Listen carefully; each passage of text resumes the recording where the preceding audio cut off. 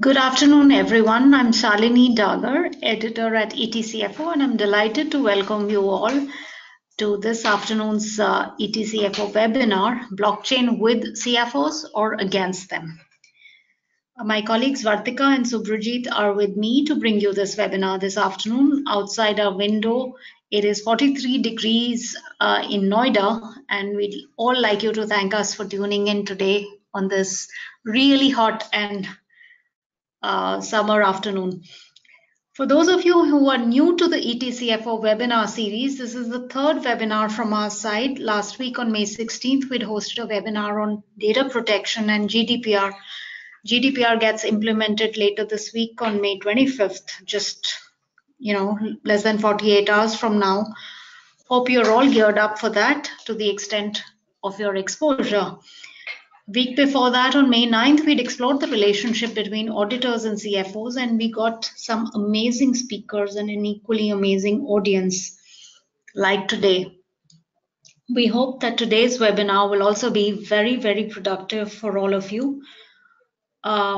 We have associated blockchain technology with cryptocurrencies for the better part of the last 1 year, but there's much, much, much more to blockchain than just cryptocurrencies and Bitcoin.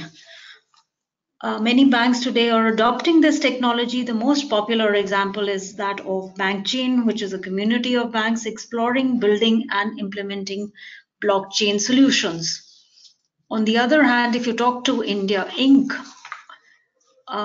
given the current environment, many corporates are expected to meet multiple compliances. And one wouldn't think of it, but there is technology which can instantly build trust and transparency, and that's blockchain. But do we know enough about it? Probably not.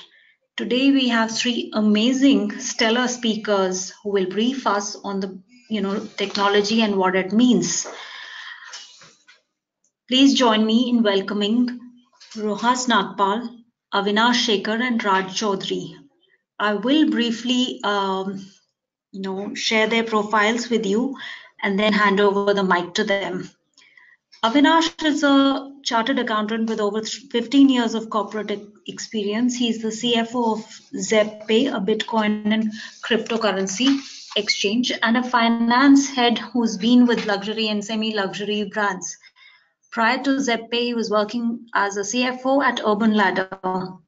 And before that, he's been with Inditex, Trent, India, the clothing brand behind, the company behind the clothing brand Zara. He's also worked with multiple other companies, and I'm sure he brings in very, very interesting perspective to our discussion today. Raj is an analyst, who's heading Pan Financial Strategy at Citi.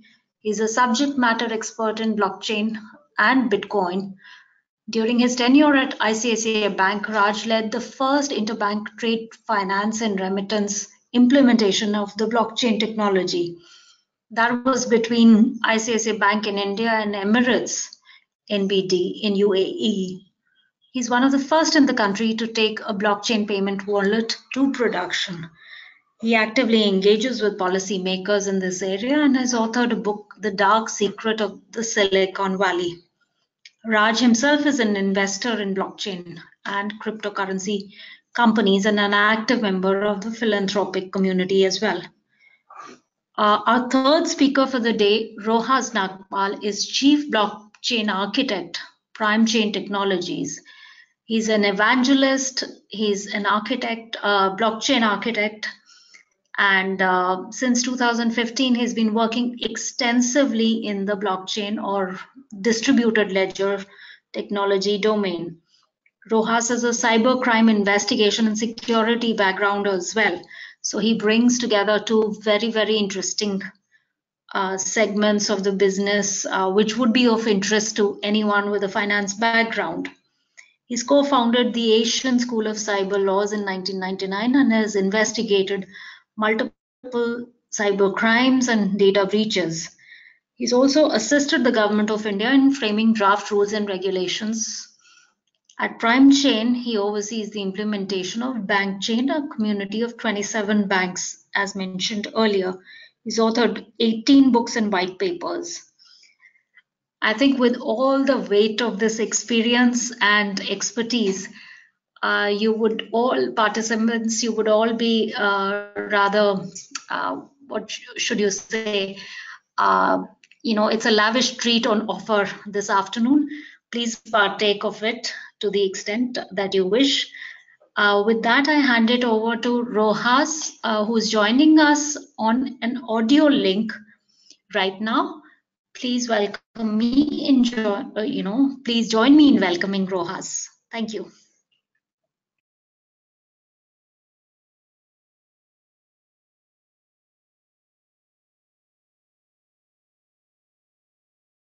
Hello, am I audible? Hello. Rojas, you are audible. Okay, awesome.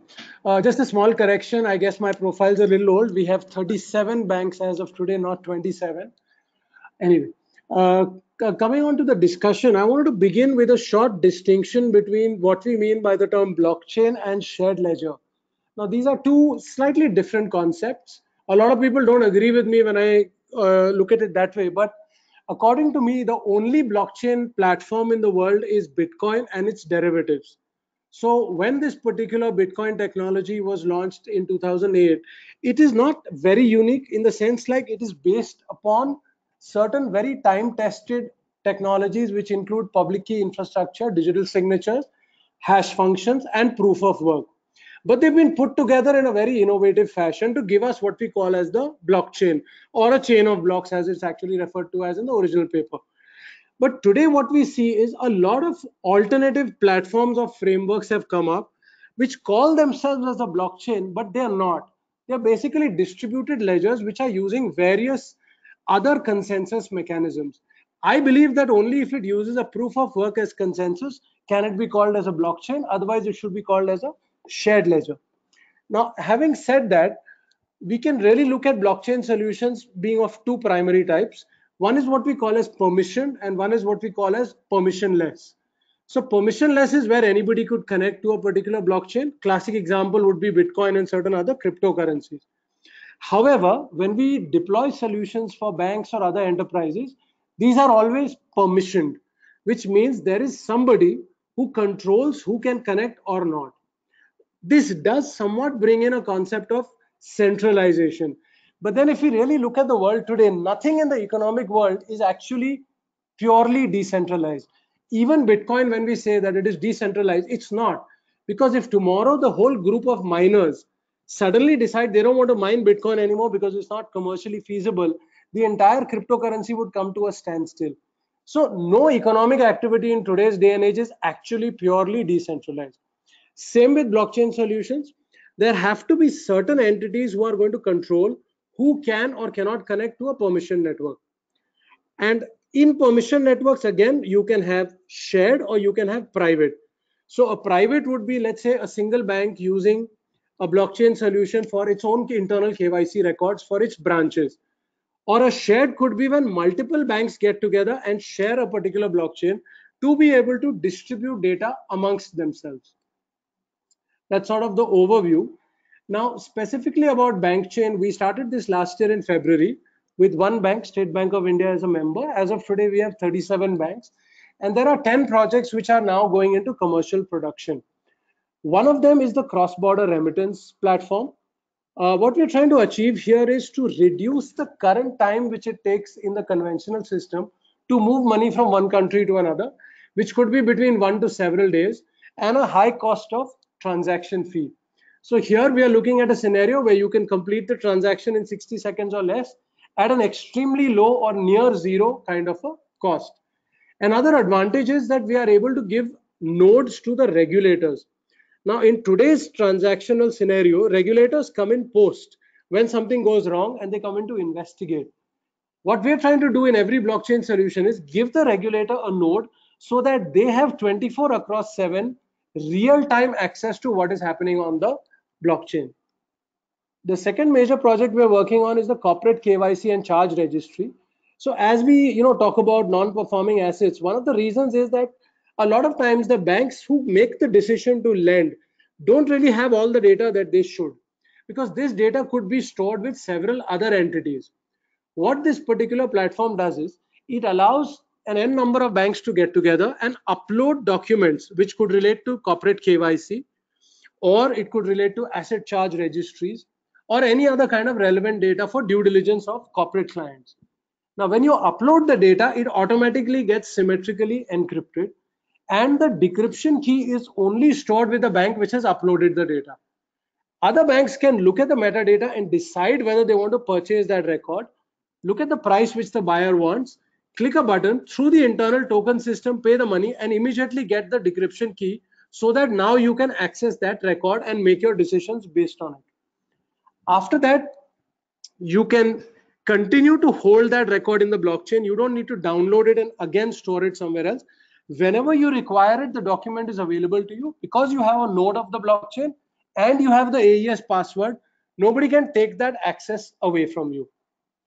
The third and final project that I wanted to briefly talk about is the non-performing assets and stressed assets. So as we all know, that's a multi-trillion-dollar problem. Now, what happens in today's day and age is various banks in an ad hoc manner would put up information about their NPAs or stressed assets, maybe on their website. It's not possible for everybody to know who is putting it up and when. Here, everyone would put up this information on a shared blockchain. This is available to all members as well as investors, HNIs, and other people. And we also allow for the fractionalization of the NPA. So let's say it is a $100 million toll road that has gone bust. You could actually divide those $100 million into 100 shares or fractions of $1 million each. And then individuals, HNIs, funds around the world, asset reconstruction companies can bid for it, can make you an offer. That somebody says, I want to buy 3 fractions, let's say at a 60% discount. It's up to you whether you want to allow that or not. So the freedom is to the bank which is selling the fraction. Once the fraction is sold, the owner can then continue to trade in the fraction. So we're trying to bring in a lot of liquidity into the NPA market. Are there any questions for me? Right now, Rohas, I think the participants are sort of getting into the mode of asking questions, but I have a question which is, you spoke about Bitcoin being the only permissionless sort of a blockchain project across the world, right? No, what And I there's meant nothing was the Bitcoin protocol is the only blockchain protocol, and its okay. derivatives, but others are distributed ledgers. Sure. So the potential of blockchain per se is in its ability to get instant trust and transparency, right?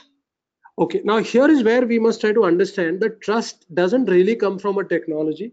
It always comes from the processes that you are going to follow. If I allow verified entities to upload verified documents, we can trust in those documents, not so much because of the blockchain, but because of the verified entities. The blockchain today gives us a technology to do all this. Otherwise, the conventional technology makes it very difficult to share such information. When we talk about distributed databases, there always has to be some entity which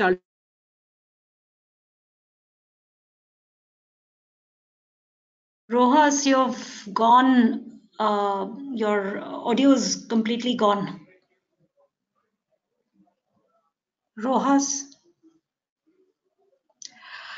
I think in the interim, we can probably sort of shift the platform to Avinash because he's the one who's, can give the consumer perspective, at least from a CFO's point of view. Avinash, all over to you.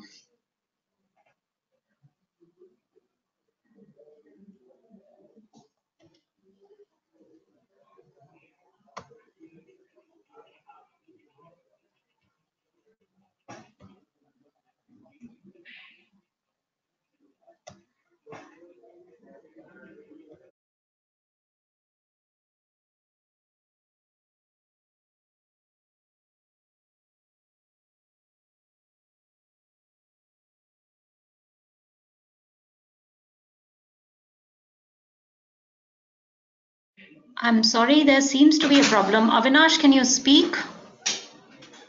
We cannot hear you. Hello, I hope you were able to hear me, or did I get disconnected in the middle?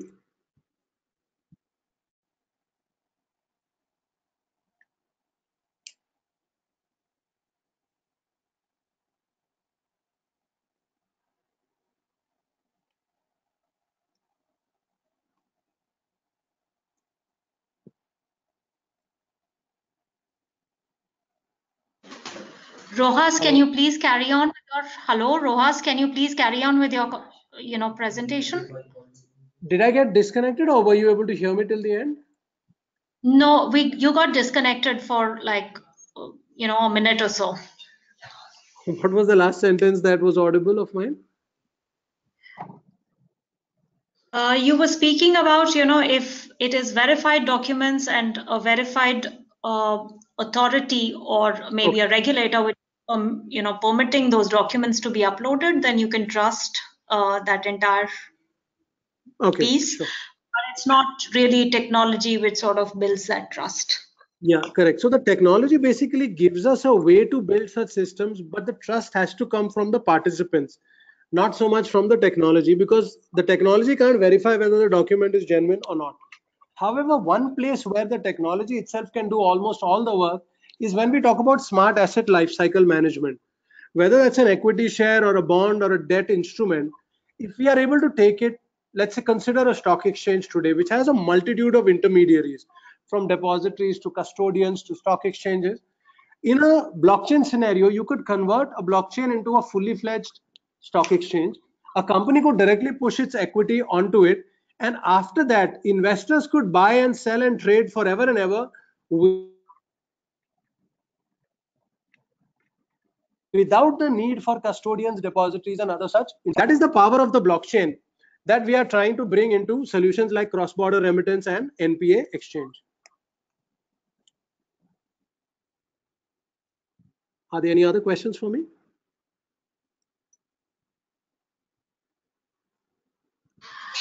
Rohas, I think the participants are still in the process of sending in their questions. We'll just move on to Avinash and we'll come back to you a bit later once everybody's spoken. Sure.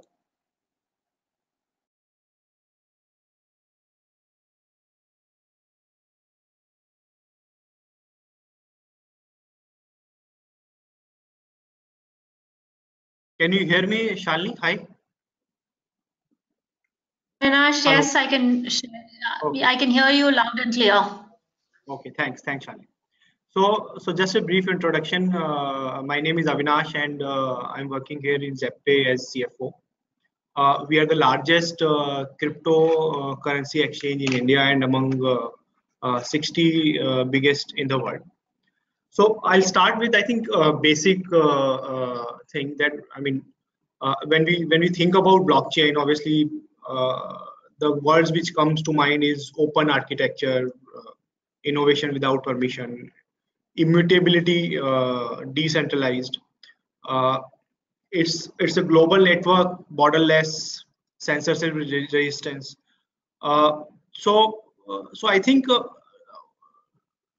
blockchain will do for finance what internet did for communication, which basically means is that it took the communication to the masses. The same thing, blockchain we believe is going to take the finance to the masses, help the unbanked people who are not able to use the banking facility today. Uh, so as a CFO, I think uh, it is going to actually impact the finance function in a mundane to profound way. I mean, it is going to actually help in accounting. So for example, procure to pay process, record to report, your order to cash processes. It is also going to help in terms of a frictionless, let's say, reconciliations among organizations, among companies, and the smart contract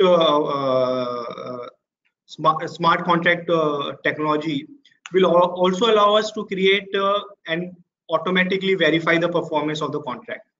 Okay. When we again come to reporting, it is, I mean, it will help, I think, in improving the distributed ledgers, will improve the report, the speed and the accuracy of the report. I mean, you will be able to basically on a real-time basis do the reporting. So I mean, it is going to help in these processes. I think one area where it is going to have a big impact is the cost of doing financial transaction. As Rose was saying, that that cost of transferring funds, especially for cross-border funds, is going to go down significantly. I think as of today, what is happening is, from a consumer point of view, what the banks are charging is like they're charging a monopoly rate. Okay. So if we are transferring funds, let's say from India to US or US to India, there is a big difference between the cost of actually transferring those funds to the bank and what they charges to the customer. With with the blockchain and with the cryptocurrency coming into play, I think that is going to have a very big impact. And with the cost of the transferring of funds going down significantly, it is going to open up lots of new avenues which are not open today. So it is also, so basically, I think from a CFO point of view, what we need to do is that we need to keep our eyes and ear open as to what is happening in this space. It is, I think, at a very nascent stage as of now, and lots will be happening in this stage. So we need to be in the forefront of actually managing that change within the organization. Another thing which I wanted to point out was on the compliance side, regular, because as a CFO, regulatory compliance is something which is very important for the organization. So whenever the new technology comes, it throws up lots of regulatory challenges. Okay, because the law invariably takes time to catch up with the innovation. So the role of the CFO is actually educating the regulators, educating internally the organization, and till the time the law is not there, or the CFO needs to actually put the systems and processes in the company, anticipating what the law should be for these kind of transactions, and whether we are implementing those best practices, so that whenever the law comes, A, you are able to influence that this should be the law, and B, whenever the law comes, you are ready for that compliance. So yeah, so having said that, there is another thing which we, I think, need to keep in mind is that as Suhas talked about, lots of projects. So many of these projects will succeed, most will fail, especially if you look at the currency side, where like you have 1,000+ currencies or the Bitcoin assets like Bitcoin coming up. So most of those are going to fail, but that is basically in line with whatever, I mean, whenever a new technology happens, because you experiment and you fail more often than succeed. But our belief is that in times to come, blockchain technology is going to become very big, and it is going to change the way we do the financial transactions.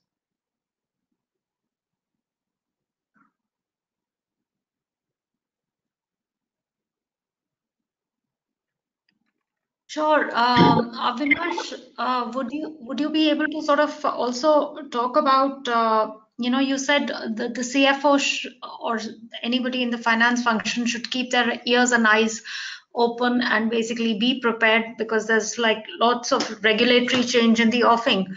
So would you sort of have any sort of a list of things that CFOs or the finance function people should be ready for in the next, say, 6 months? What's the kind of, what's your expectation? What are the things to be, keep your eyes and ears open about? So for example, if you look at in India, and if you look at the cryptocurrency exchanges as we are running the exchange, or people who are buying and selling bitcoins. Okay, so the regulation as of now is not clear. I mean, regulation from a, let's say, FEMA point of view, from a payment and settlement point of view, act point of view, from the point of view that how you're doing KYC for the customer, although there are no regulations in place. Okay, so if we are doing anything which is where the currency is involved, for example, if the banks are doing the between among themselves, which is more of a centralized kind of setup, then they are separate set of challenges.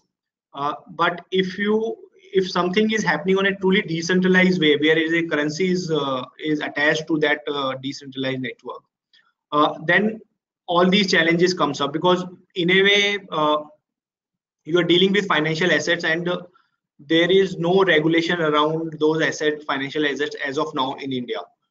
So the job of the CFO is that to see that if the regulation comes, what should be the regulation, or what would be the regulation, to make sure that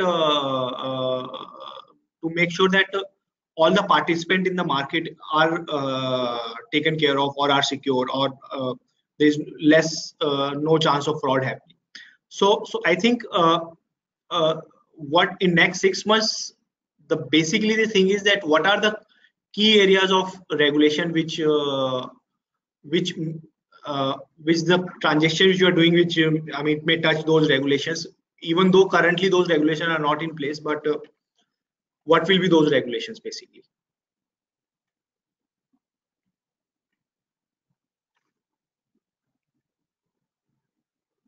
With that, there have been a spate of questions for both you and Rohas based on what you've just said. But I'll just move on to Raj right now and then come back for the questions, because maybe Raj will answer some of these questions in his presentation. So, Raj, all over to you.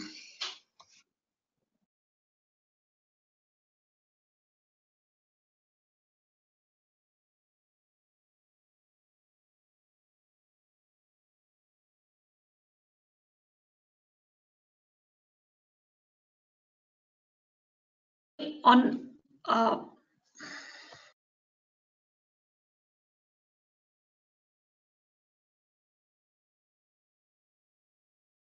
Now it's fine. Yeah, thank you. So, hello everyone. A very good afternoon, and it's such a great pleasure having you all here. My name is Raj Chaudhary, and I'm the managing director of Hashcash Consultants. There had been a bit of a swap of the designations, I believe. I have nothing to do with Citigroup or Citibank. I'm actually the managing director of Hashcash Consultants. I used to head technology innovation at ICICI Bank, and where we did the first blockchain implementation of remittance and trade finance with ICICI Bank in Mumbai and Emirates NBD in UAE. So from there, I joined Hashcash Consultants as a managing director. And today we started with 30 employees. Now we are 200 employees strong in less than a year. We manage a blockchain network called HCNet, which is essentially used for remittance and cross-border payments. This remittance network is used by large banks and currency exchanges. We work with Wells Fargo in the US, we work with Alpha Bank in Russia, we work with Yes Bank in India, BPI in Philippines, and several currency exchanges like Al Fardan, Al Ansari, and Lulu Exchange in the Middle East. We have 4 applications that function on this blockchain network. We have something called HC Remit, which is a retail remittance product used by banks mostly. We also have HC Corporate Payments, which is for any kind of business-to-business payments. cross-border B2B payments. It has been used and customized in various ways. For example, Alpha Bank is using it as a clearinghouse solution, vendor payments, and many other ways. We also have a product called HC Market Maker, which is essentially a Forex trading platform on the blockchain. And we have HC Payment Processing, which is again a blockchain product, which essentially is the parallel of what First Data would provide to an acquiring bank in the conventional world. So it's a payment processor commerce product for internet payments. We also operate a cryptocurrency exchange in the US and in India, where we allow fiat currency transactions at this moment in time. This app is available globally as well, where you can use crypto trading pairs for that. It's called PayBito. We also operate a payment processor called Bill Bitcoins globally. What it does essentially is merchants could have their own payment processing buttons, like a Pay Now button to accept cryptocurrencies payments, like Bitcoin payments in Bitcoin and Bitcoin Cash and Ethereum. And they would be able to settle that instantly in fiat currency if they so want it to be that way. They also get cart integration, shopping cart integration that comes with the product. So that's Bill Bitcoins and PayBito. We also white label these exchanges for many customers across the globe. We have over 100 customers that we serve right now and supply white label cryptocurrency exchanges. That's in a nutshell what Hashcash does. Now I'm going to speak about a few disruptions that's currently happening globally. We fortunately have a pretty wide view of both the blockchain as well as the cryptocurrency market. We also are serving clients in these areas and understand the market needs fairly well. So hopefully I'll be able to satisfy the curiosity of both cryptocurrency and blockchain folks when the question and answer session begins. So I would like to point out 3 disruptions that are currently happening in this market. One is in the area of remittance and payments, okay, particularly cross-border remittance and payments. So the way remittances happen today in the conventional world is most commonly through pre-funded accounts. So let's say a person in Dubai wants to send money to his family in India, and his bank is, let's say, Emirates NBD, and the bank his family has is, let's say, Yes Bank. So typically Emirates NBD would maintain a pre-funded Nostro relationship or an account with ICICI or Yes Bank in India. So when the person sends money from his account in Dubai from Emirates NBD, his account is debited, and then the pre-funded account is debited and the beneficiary's account is credited. This is a typical way remittances happen between 2 banks, okay? Now I'm going to talk about how a disruption is happening in this space, okay? One is through the use of cryptocurrency. So let's say when I try to do a remittance from my accounts in the US to my accounts in India, and I try that out using Bitcoins, okay? So what I did is I used my wallet over there, right, in the US, and I transferred Bitcoins to my wallet here in India, right? And what I realized is that not only did I not pay anything in fees in remittances, I actually made a little bit of money because of the difference in prices based on local demand and supply of Bitcoins. So as we speak right now, remittances are happening through Bitcoins, where people are saving cost of money transfer. Typically, it's anywhere for small value remittances, the cost is very high. Using cryptocurrencies, the cost of remittance drastically goes down, and if you're lucky, you make a little bit of money as well. The second area is the advent of fiat-backed cryptocurrencies, primarily by the central banks of many countries. We have heard about RBI talking about Lakshmi. So this is a cryptocurrency essentially backed by the INR. We have heard at least 5 or 6 countries in the world which are talking about or implementing in pilot or even gone to production with fiat-backed cryptocurrencies. So let's say if RBI has created a cryptocurrency called Lakshmi, in that case, Emirates NBD will no longer need to have a pre-funded Nostro banking relationship with a bank in India. They could actually settle with Lakshmi with any bank in India.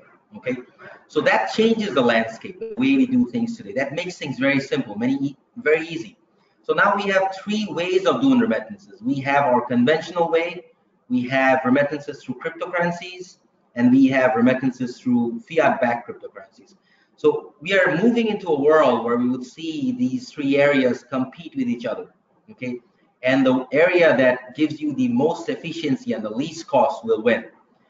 So that's one disruption there is that I am seeing in the global landscape right now. The second disruption has to do with payments, okay? So if you look at a conventional e-commerce payment today, you would notice that we go through many hops to be able to, for the payment to move from the customer eventually to the merchant who is actually selling the product, right? So we start with something called the payment gateways, right? So for example, AuthorizeNet.net is one of the well-known payment gateways. So when you input your card details in a merchant's e-commerce site, your card details are transported using a payment gateway to the authorizing bank's processing platform, okay? From there, it's sent to the clearinghouse like Visa, MasterCard, Discover, who know who the issuing bank is, right?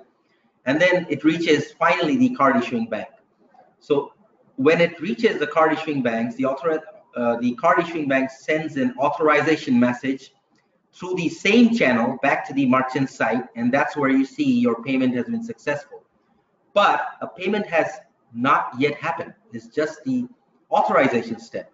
Then there is a capture, then there is a settlement, and then finally disbursement of the payment to the merchant, which typically takes anywhere around five days, right?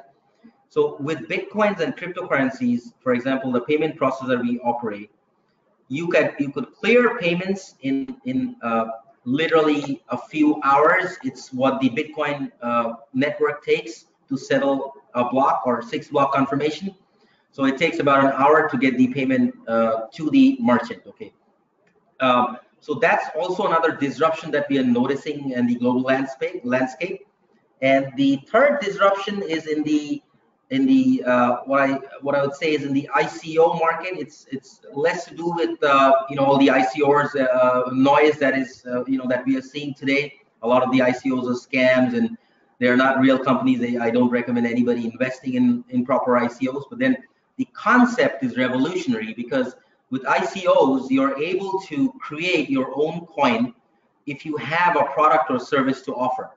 So you are no longer dependent on other currencies. So if you are a merchant or any kind of service provider or a products provider, you could have your own cryptocurrencies, which is pegged to one of the native currency platforms, like maybe Ether, Lisk, or Economy, or whatever the platform you're using, and you could have your own coin. So these three things are, revolutionizing the landscape. And I think we are moving into a world where decentralization is a new distribution of wealth. Decentralization is unifying the world in one monetary union. It's creating a true free market, and I believe it's creating a world without borders. Thank you. Great. Thank you so much, the three of you, for your brief, well, not so brief opening statements, but it's really sort of set the context for the entire discussion. There have been some questions which I've forwarded to individually to some of you. But one of the things that has struck me is that the whole concept of decentralization. So some of the conversation that I hear, some of the sentences that I hear are all about how it's a revolution in the making, because it opens up, like Avinash said, it'll open up, blockchain will open up finance like internet did to the broader economy.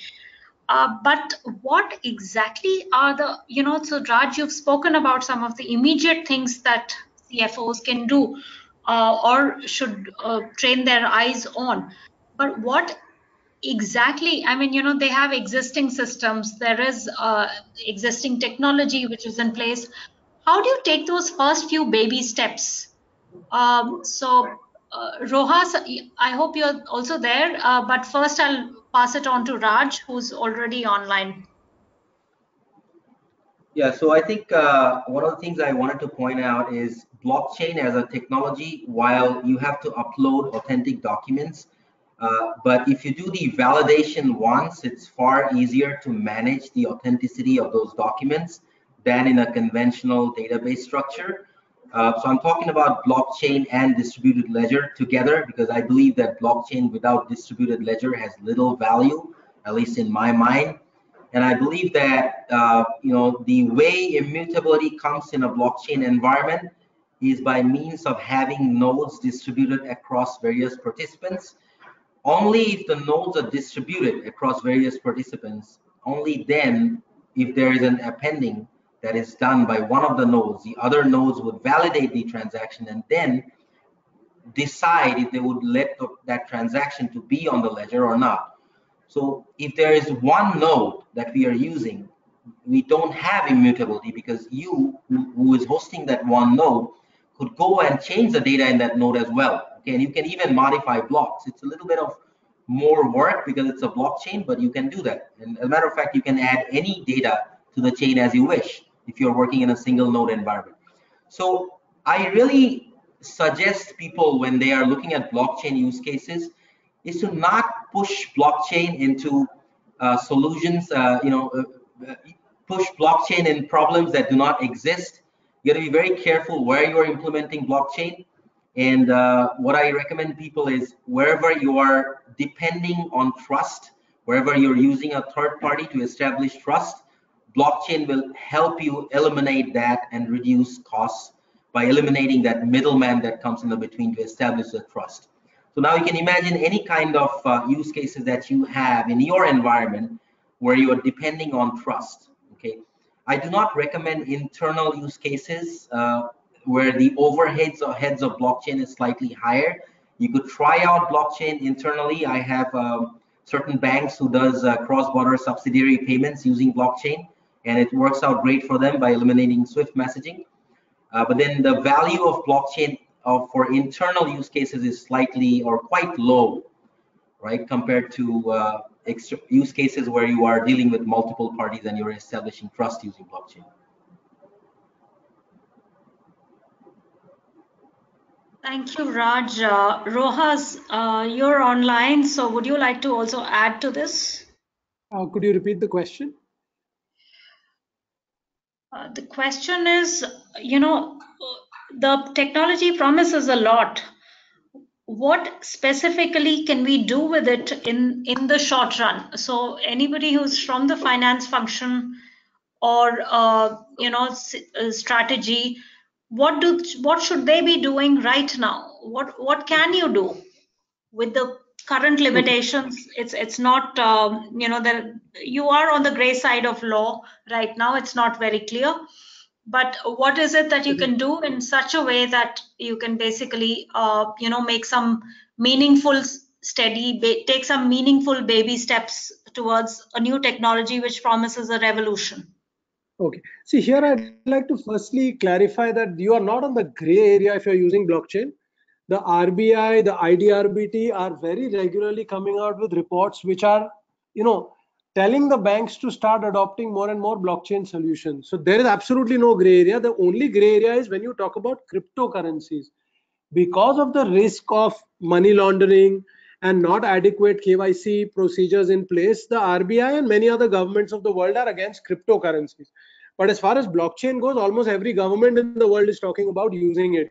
In fact, the Prime Minister recently spoke about using blockchain for the agricultural sector. The Niti Aayog is talking about using blockchain. So ultimately, it comes down to the use cases. Now, if we are talking to people who are in the manufacturing industries, invoice discounting, supply chain transparency are very good use cases. If you talk about the banking and financial sector, of course, there are dozens of use cases there. So I think what's important is that, again, we should remember there are two things we can do with the blockchain: data authentication, verification, smart asset lifecycle management. So depending upon that, we should look for use cases, not because we want a use case, but because there is a pain point. And we feel that blockchain could either help us make more money or help us save money or time, and then start exploring those. The only time the regulator will come into the picture is when you talk about data privacy. The regulator doesn't really care much about which technology you use. So today you may be using Microsoft Excel. Tomorrow you start using Google Excel or Google Docs. The regulator doesn't have a problem with that. The regulators will come into the picture if you're talking about data privacy being compromised. So, you have to focus on GDPR and on the laws of the relevant countries, and then identify a suitable use case.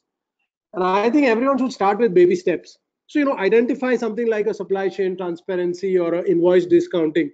They are amongst the simplest use cases. I hope that answers your question.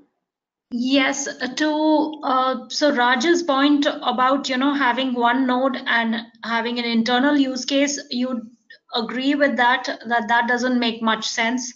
You may do it, I but the would totally agree. Yes, I would totally agree with him on that. It doesn't make much sense to just have your own node or two nodes. Again, it depends on the use case. Now, let's take an example where you're a global company and you have offices in 20 countries of the world.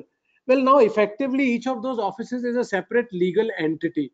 You could consider that to be a separate entity, which again has a node, and you could have an internal blockchain where your confidential documents are stored. So let's say in one example, it's a pharma company which has documents which they need to submit to regulators about certain processes, which are extremely confidential. So yes, you could use a blockchain, which is global. Nodes are in each of your own offices of the entities across the world, and that could be made available to the regulator as and when required. But yeah, a single node blockchain doesn't make any sense.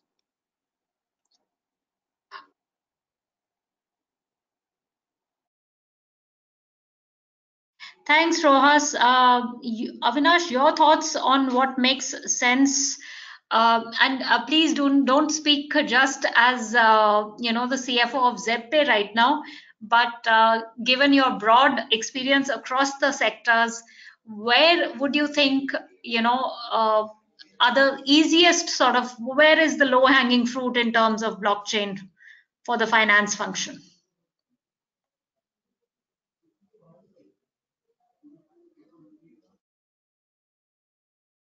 Avinash, you're not audible.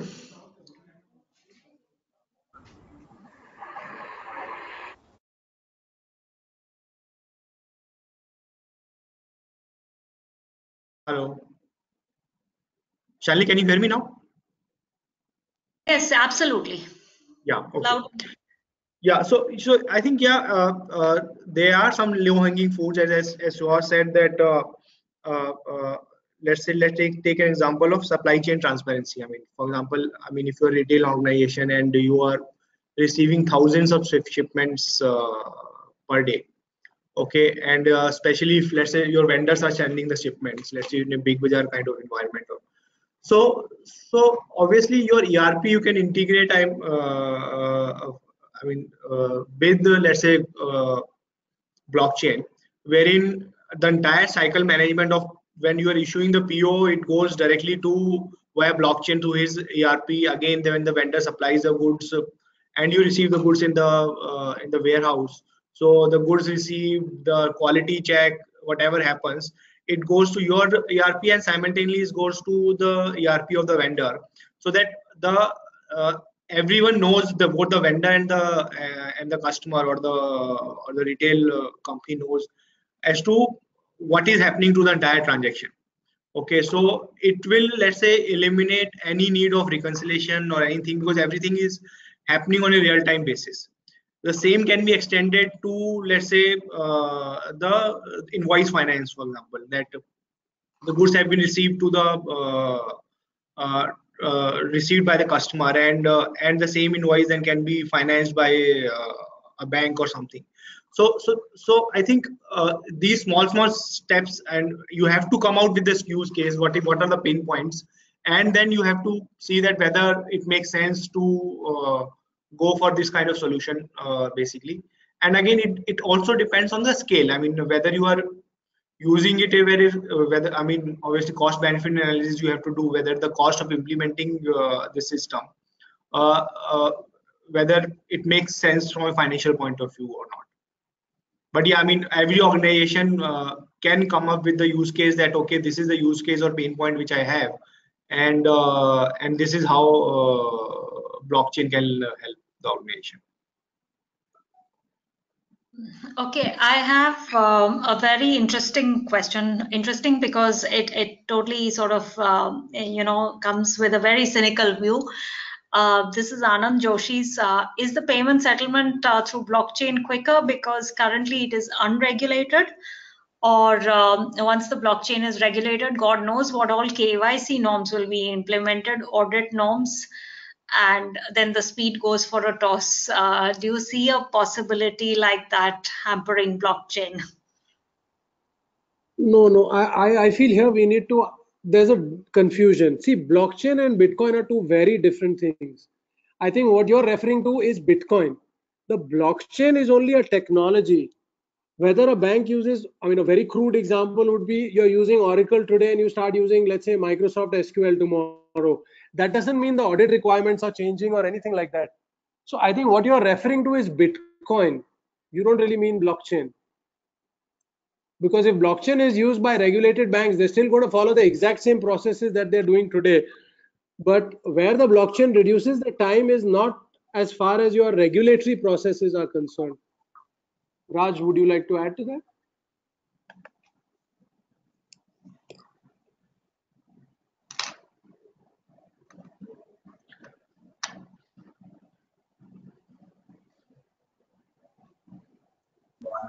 Yeah, thank you.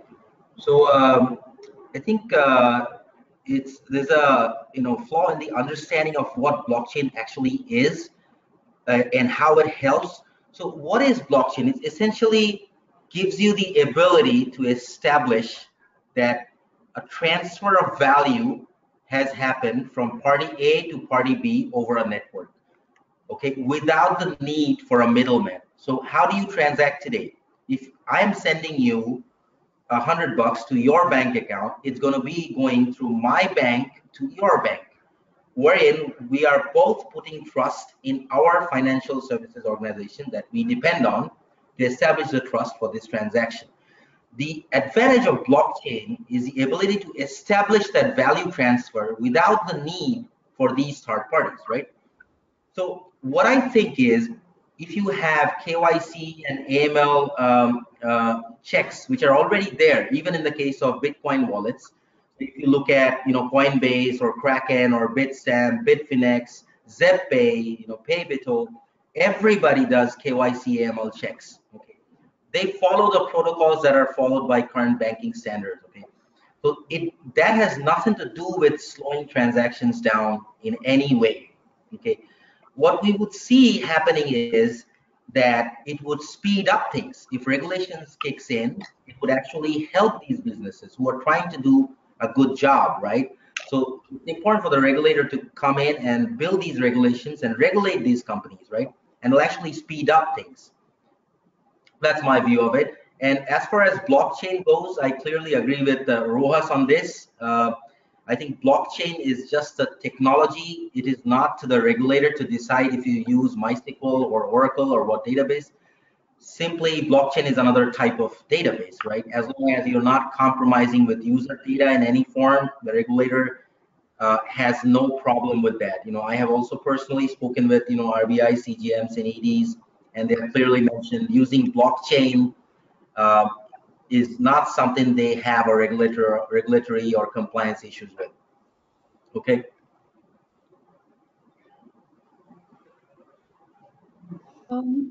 Rojas, how secure is the blockchain? That's one of the questions that popping up quite often from the participants. Oh, excellent question. Now here, a lot of us are led to believe that blockchain cannot be hacked. I'd like to disagree with that.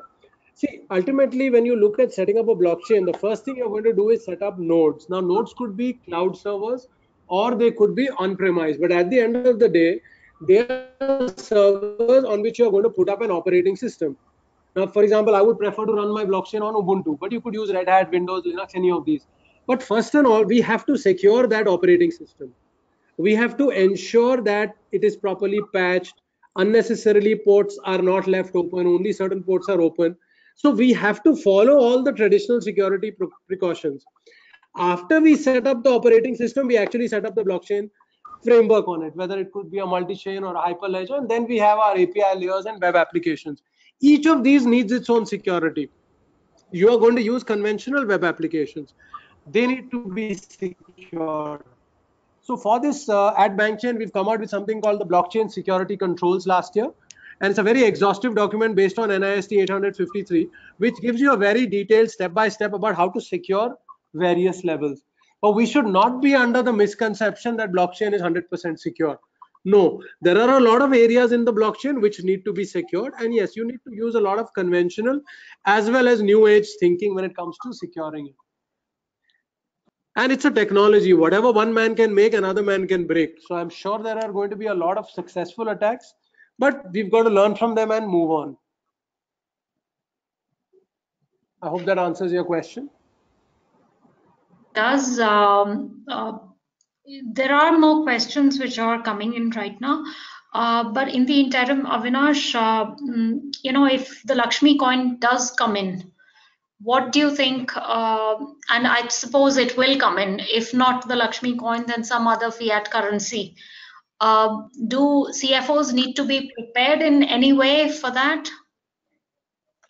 So I think Lakshmi coin, if and when it comes, I think it will be like another fiat currency. I mean, it's INR in electronic form, and so I don't think it is going to make a difference from a day-to-day transaction point of view. But I think, as Raj or Suhas earlier pointed out, that from a banking point of view, from a cross-border transaction bank point of view, so it may help for the bank to obviously speed up the transaction from one country to another country, which takes longer today. So I think the positive impact is going to be the speed of transactions, especially the cross-border transactions. Other than that, I think for CFOs it will be business as usual. Especially if even in the domestic transactions, if let's say Lakshmi coin is replaced with the physical cash or the card thing, then maybe it may impact that if the credit card companies are giving you money 2 days or 3 days after the transaction, it may come instantaneously or after 2-3 hours. So that I think it may have some impact there. So there are more questions coming in. One of them is how does blockchain sort of, like work with artificial intelligence? Any thoughts on that from the speakers? Well, I'd like to say it doesn't really work very well with it. It's not very efficient to keep pulling data from a blockchain and feeding it to an artificial intelligence or machine learning API. It makes much more sense that when the data is coming in, you actually keep another copy on an external database and use that for data analytics or AI ML. But pulling it from a blockchain, I don't find that very efficient. And that's my personal experience. So, is there a, Rohas, continuing with you, is there a way of securing, your existing blockchain? Is there a method of thinking as far as being safe and secure with blockchain applications? Yeah, like I said, we've got to break it down into stages. So you have the operating system, you have the blockchain fabric, you have the API layer, and then you have the web applications. So each of these needs to be secured. So as far as your web application is concerned or the operating system is concerned, there are hundreds of open source and other documents available on securing them. It's only when it comes to the blockchain part where you need to look at the newer documents, and you could have a look, for example, as the blockchain security controls, and you need to have your security team who's very comfortable with blockchain. I mean, they should have a good understanding of it so that they can continue to secure it. It's not very difficult. It's just that it needs to be done carefully. People shouldn't be under the misconception that blockchains are unhackable. No, a secure blockchain, the data is provably immutable, but the blockchain in itself, like for example, we talk about people's Bitcoin wallets getting hacked and money moving out. Now, some people say that proves Bitcoin is not secure, but that's not the correct thing. What is actually happening is there is some node in the world which is having your private key, and that is what gets hacked. And because some hacker breaks into that node, gets control of your private key, he is able to move the money out of your account. So as long as that node and the web application there is secure, because the user is going to use a mobile app or a web application to connect to his private key and authorize transactions. If somebody breaks in at that level, the blockchain can do nothing about it. So a lot of the emphasis needs to go into your core operating system as well as your web applications and mobile applications. Thank you, Rohas. A question for you, Avinash. Any applications around the internal audit space? I think coming to internal audit will take some time, because first you have to put the or use the blockchain for the accounting transactions, as I discussed about the supply chain transparency. So if you start using blockchain for, let's say, vendor finance or supply chain transactions, then obviously then from an internal auditor point of view, all those records from both from a vendor point of view and from the company's point of view are available and it's immutable. So to that extent, it will help in terms of doing internal audits, because all that data is transparently available at a single point. So that will help. But I think before the internal audit comes in, you have to start using the blockchain for other accounting applications or the finance applications. The audit will come second, I think. But yeah, it is going to, once that is in place, it is going to help a lot in terms of statutory audit or internal audit or regulator if they want to see the transactions. This is like from Dr. Kishore, who is based in Hyderabad, who has asked if blockchain has been proposed for land ownership details like in Telangana, and what are the other what is the risk of the properties owned by the organization? I mean, will it allow the CFOs to rest in peace about ownership and land titles? No, I personally, I would think that's one of the worst use cases I've heard of.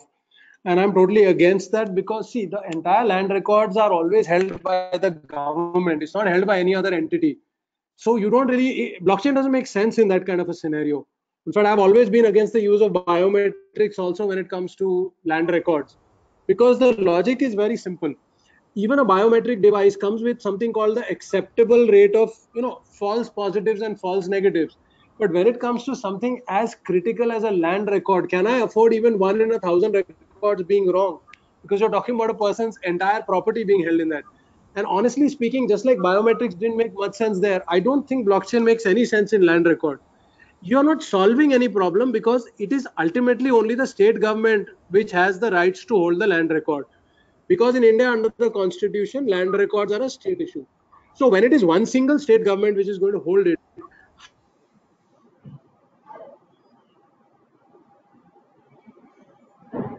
As you've gone inaudible.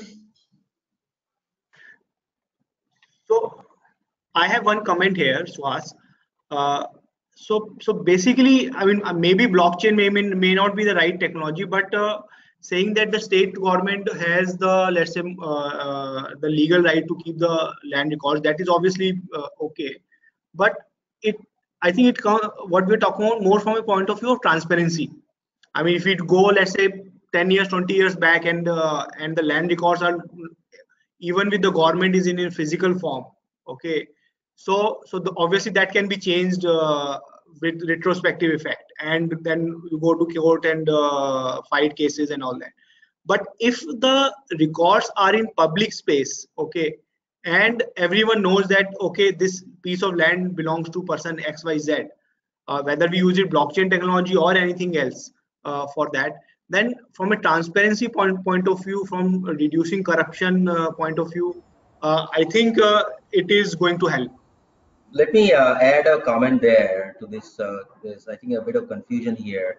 So I think making records public and digitized can be done without blockchain. Okay, so yeah. Blockchain does not help in doing that. So I tend to agree with Rohas on this one, where essentially you could accomplish everything that you are doing. You are saying that blockchain would accomplish right now with Telangana government, with land record registries maintained on the blockchain, with simple digitization techniques that we always had, and opening them up for public view, right? So it does not really require blockchain, in this use case. The other thing I would like to add, I think there's a bit of confusion in the, security of blockchain. So first point that Rojas said is you have to use all the conventional security measures that you use today. Okay, you're not going to forego those. However, blockchain adds to your level of security. Why and how? So the way I'll take the cue from the Bitcoin network. How does this work, and why is the Bitcoin network by itself so secure? Because Bitcoin network is attacked by hundreds of hackers, very powerful hackers every day, and the network itself has never been hacked. Like Rojas mentioned, there is wallets that are hacked because you are saving your private key. It's same as saying you are saving your bank's password, login password somewhere, and somebody gets access to it, logs into your bank account and transfers the money, right? That is not the flaw of Bitcoin network. But the way you get the security in a Bitcoin network is, without getting into too long conversation, is that there are nodes spread across the world, right? So a miner who is a validating node also would validate a transaction, pick a transaction up from the mempool and validate the transaction after solving the proof of work and submit the transaction to the Bitcoin ledger. Then it is the other validating nodes that validates the transaction. So it's hard to put the transaction on the ledger because you have to solve the proof of work, but it's very easy to check it. So the other nodes can quickly check it without the usage of any resources, right? And only if they approve, right, that the transaction is valid, then the transaction goes onto the ledger. So this makes it very secure, because if you put a wrong transaction, it gets immediately rejected by the other nodes. So it's very difficult to hack a blockchain the bigger and more distributed it is. So Bitcoin being the largest network around is probably the hardest to hack, because you have to do a 51% attack and take over 51% of the nodes to be able to change the blockchain. So in a private blockchain where you have 2, 5, or 10 validating nodes, it's relatively easier to hack, but then it's still difficult than hacking one node. Okay, so that's how blockchain adds to the security, in addition to the all the conventional security measures that you already follow today.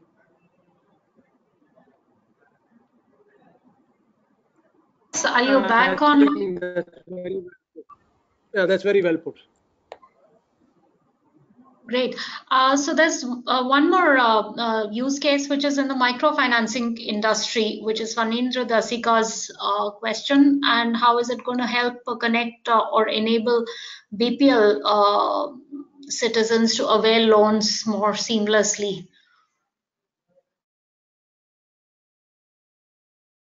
Thoughts there?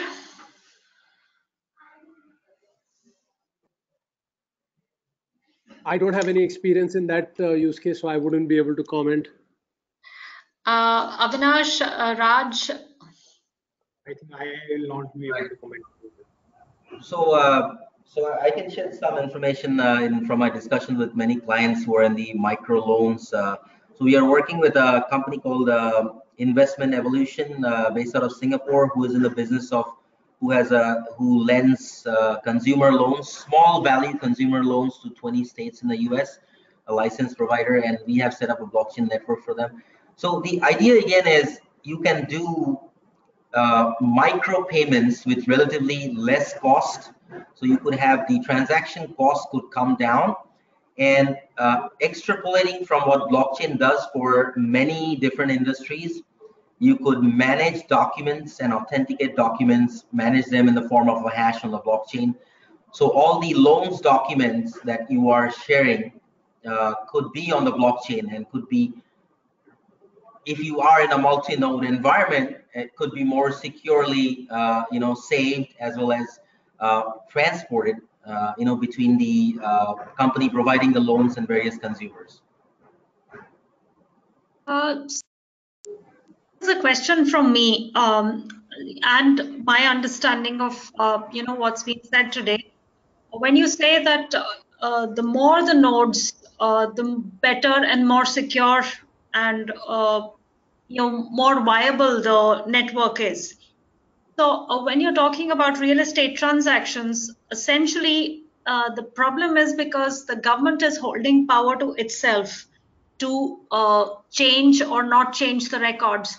But were it to sort of decentralize that power and allow everybody else to validate that data, would you think that that probably would be one way of making it more secure or changing the use case, or have I not got it correct? I think this is not the best use case for blockchain overall. Compared to this, there are certain use cases that's very popular or getting popular these days. Is the use cases of decentralized economies like Airbnb or some of the other companies who are trying to have decentralized platform. So again, if you take that use case, you are essentially distributing the nodes among the people who are transacting. Okay, so it's decentralization rather than one company like Airbnb controlling the ecosystem of the meeting place of buyers and sellers. You are essentially spreading it out between the buyers and sellers who could host nodes and validate transactions among themselves, right? So that is the kind of environment which I believe would be ideal for a blockchain use case. Again, like we discussed in the beginning of this conversation, one party hosting the nodes, a blockchain node may not be the ideal use case, and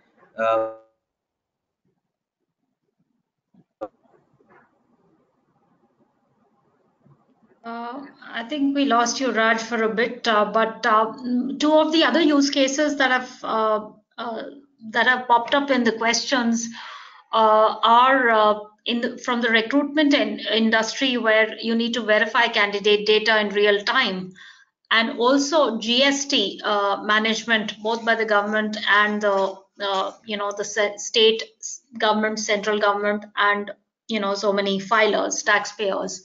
So any thoughts on that from the speakers? Yeah, in fact, the employee background verification is a very good use case, and at BankChain we even have a solution for it. So if someone want to try that out, it's available. I think it's a very, very good use case. It's a shared blockchain where multiple big employers can push the data, and it makes the process of employee background verification extremely fast and extremely economical. Again, GST is not something I have much idea about. Avinash, would you have something to say about GST and blockchain? So GST, I think it may have a use case, but not right now, because you have to build a base in other things before we shift to actually we talk about GST. So eventually it may have a use case, but right now, let's say the transactions which the organizations are doing, okay, among themselves. For example, like we discussed about the supply chain. Okay, so once those transactions are linked to blockchain, okay, and we are able to give the node and to the government and internally to use it for GST. So maybe it will have a use case in future, but as of now, I think at the things stand as of now, it doesn't have a use case. Sure. I think just based on the questions and based on the discussions, some closing comments from all the speakers. Who will go first? Rohas, would you want to take it forward? Okay, sure. I mean, I think we had an interesting discussion, and we more or less covered whatever we set out to do. I don't really have any points to say. Raj and Avinash? So I think overall, my sense is that blockchain is something which is I think a once in a lifetime kind of thing which happens I mean, the way the internet happened actually. So I see lots of potential, lots of things which we have not even thought of at this point of time. So it is something which is as a, I mean, it's a base technology where you can build many things on it. Okay. So our opinion, my opinion is that it is, it's a space to watch for. I mean, it has a great future, I think. Sorry, I just have one sentence to say here. I quite agree it's a great technology, but like I always like to say, blockchain is not Rajnikant. So it is not supposed to do everything. And Yeah. let's not just put use cases which don't make sense, because that puts unrealistic pressure on blockchain to deliver. So we have to be very careful about the use cases that we use. It's a great technology, but at the end of the day, it's just a technology. It's not Rajnikant. We know, Roaz, your article on that was really very popular on ETCFO. So I think for the participants, Raj, you have any closing comments? No, I think we covered a few of the great points here, and some of the use cases that we haven't covered or we have touched upon, haven't gotten the details is in the area of trade finance. We have, a letter of credit, invoice discounting. Those are some of the popular use cases, and we are also having consortium lending and syndicate loans, and some of the payments use cases. The other thing is you have to probably going forward look at blockchain on one hand, and also the power that blockchain and cryptocurrencies together bring. I think some of the best use cases is where you use cryptocurrencies for settlement as well. They're powerful. Not to say that blockchain cannot stand on its own. There are great use cases that blockchain has got, but again, not so much in the area of centralized databases, right? So just think what you can do with centralized databases and where you need blockchain. Most of the problems can be solved with today's centralized databases, right? So use blockchain where you have to establish trust between two parties, and you are depending on a third party to do that right now. Those are typically the best use cases on for blockchain. Okay, I think that's all I had to say, unless there are any other questions from the audience. There are questions which are coming in. The last question is basically, there could be a trust issue with third parties as well. Having multiple nodes could also pose trust issues. But I think that pretty much strikes at the question strikes at the root of what blockchain is all about, and how multiple ledgers can sort of verify and validate. But Raj, your thoughts on it? It's a great technology because again it helps us establish that a transfer of value has happened from party A to party B over a network. We were not able to do this for the longest time. With blockchain, we are able to do this now. So let's focus on the core fundamental value of blockchain here. Okay, let's not take it to roles where it does not fit in. Okay, that's very important. So I think that's where the key to finding the right use case is. I guess that pretty much wraps it up. Avinash, were you mid-sentence some time ago? Did we miss out something that you wanted to say? I think we covered everything, I think. All right. For the participants, please keep the questions coming in. You can write in to us at editor@etcfo.com.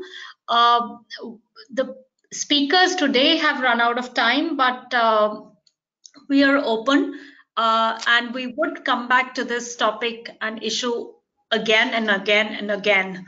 So there would be many more discussions. Please keep the questions flowing. We'll probably route them to the speakers and get you the answers, in one of the various ways that we can. So thank you so much for a very interactive and a very exciting discussion. My real apologies to you because of some of the audio and technical glitches we've had, but I guess that happens with technology sometimes. We were prepared for it, but I really don't know what went wrong. So real apologies for that. Thank you so much, and You all, including the speakers and the participants, make ETCFO what it is. So keep writing into us and sharing your thoughts with us. Thank you so much. Thank you Okay, so thanks. much, Shalin. It was a pleasure being here. Thank you, everybody.